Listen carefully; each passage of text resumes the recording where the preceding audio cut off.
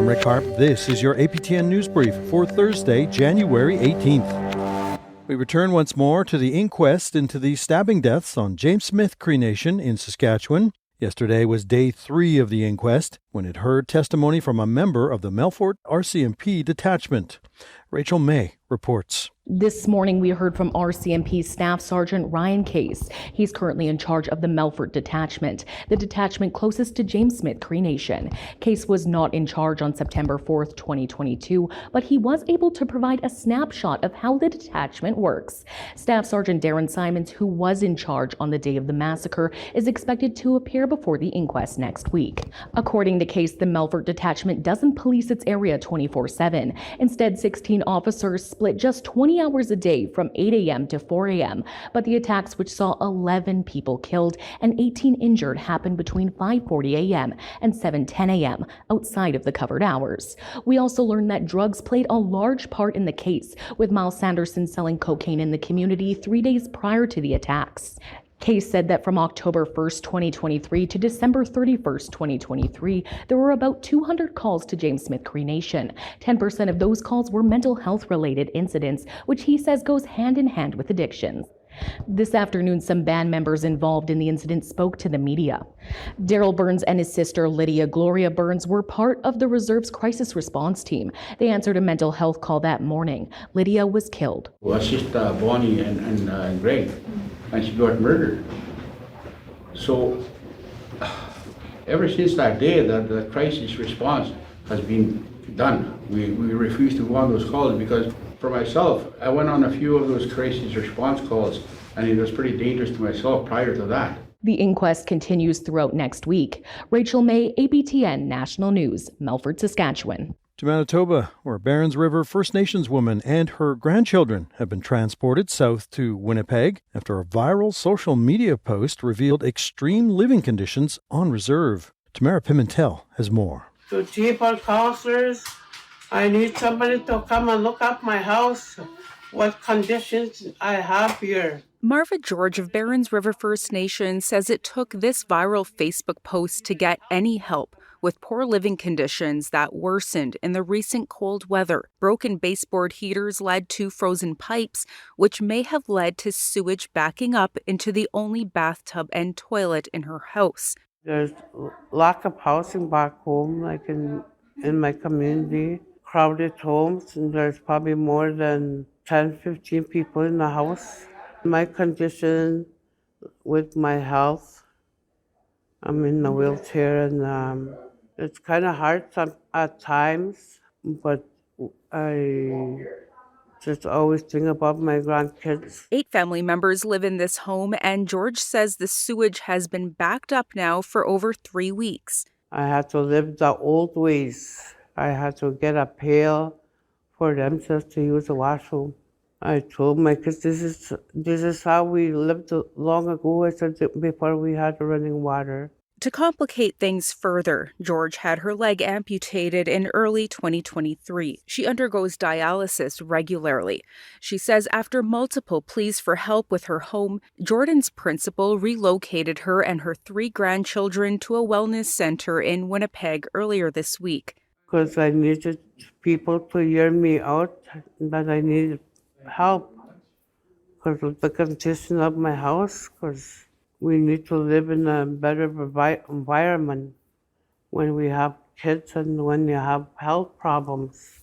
We don't deserve to live like that. According to Statistics Canada, Indigenous people are 3 times more likely to live in a home in need of major repairs than the non-Indigenous population. George says she wants to see her leadership visit homes regularly to keep an eye on housing. Barons River Chief and Council have not responded to multiple requests for comment.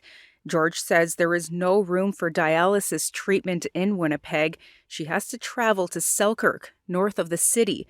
She isn't sure how long her and her grandchildren will be away from home, but hopes to return to a functioning washroom and proper heating to get through the rest of the winter. Tamara Pimentel, APTN National News, Winnipeg.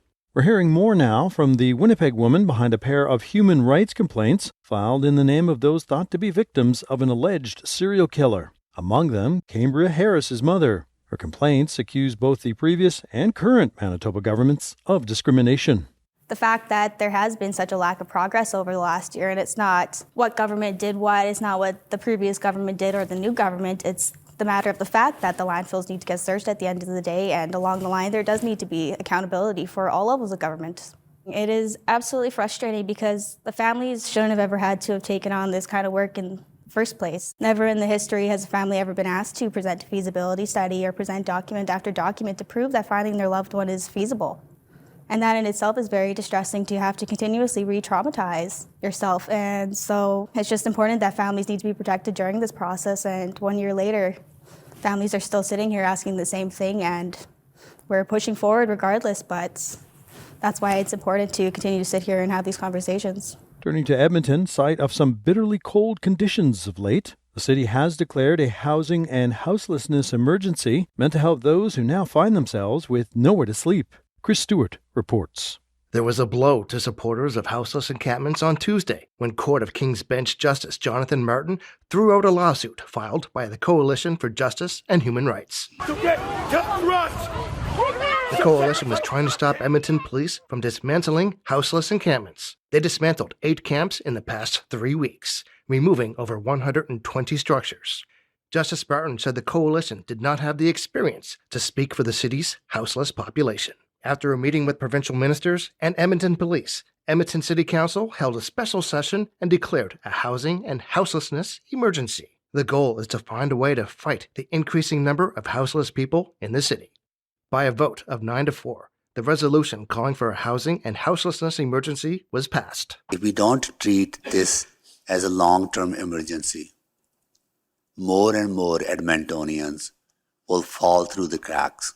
Mayor Sohi said earlier this week that 301 houseless people died last year, nearly double from 2022, and the cold can permanently damage limbs. The latter part of 2023 was this winter saw 18 amputations. It is by far the single biggest issue our city has been grappling with. So if this is not an emergency, I don't know what it is. Métis Council member Aaron Paquette was one of 4 voting against the declaration, saying the issue is provincial, not municipal. If you have an emergency declaration, then you're essentially promising that you are going to divert resources immediately. Because obviously if it's an emergency, you need to fix it now. It's an emergent issue. Not 6 months from now, not 5 years from now. It's an emergency. Take emergency action. And I looked out at that crowd and I thought, I cannot be part of a decision that makes a promise on housing, on supports, that is going to be unfulfilled. The next step will be meeting with the federal and provincial governments and the Confederacy of Treaty 6 First Nations to decide further actions.